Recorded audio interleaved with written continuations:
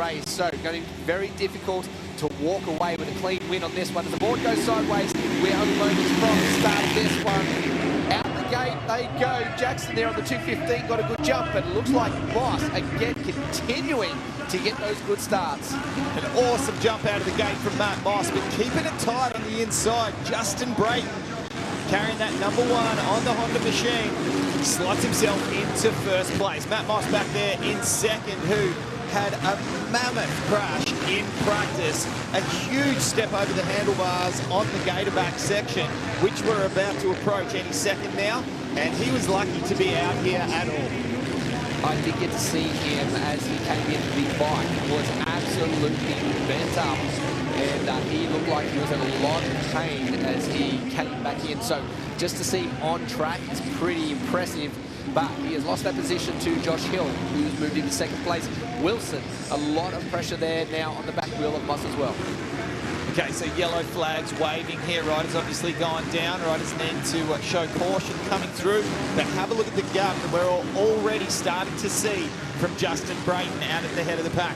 Josh Hill in second place on board the CDR Monster Energy Yamaha made a nice quick pass, and he wants to try to keep tabs on that race leader. The one that I want to keep an eye on was the winner from round 1 in Adelaide, Dean Wilson. Let's see what he's got here in Newcastle. So Dean, very fast at Abu Dhabi last weekend. So he is coming off a couple of wins in a row. He does need to keep moving forward. But recently, this track being wet at the moment, they are just coming to grips with how the traction is being offered to them and working the best way to get around the track. They'll look for different lines, because if they don't get a good start in those 3 races, they need to know where they can go. That's something a little bit different. Open up those passing opportunities to make sure they can continue to move forwards. When that first lap and a bit, Danny, I'm going to say Matt Moss looked to me a little bit ginger, like he was a little bit sore and dealing with the repercussions from that crash in qualifying.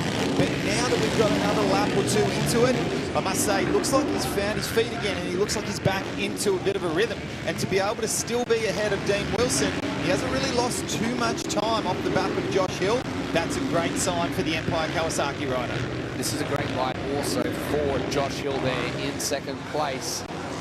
Trying to keep in tow with our race leader of Brayton. Again, we are seeing Wilson looking to find something to get himself around Matt Moss. But you're right, the first couple of laps for Moss, maybe just a little bit ginger, taking his time.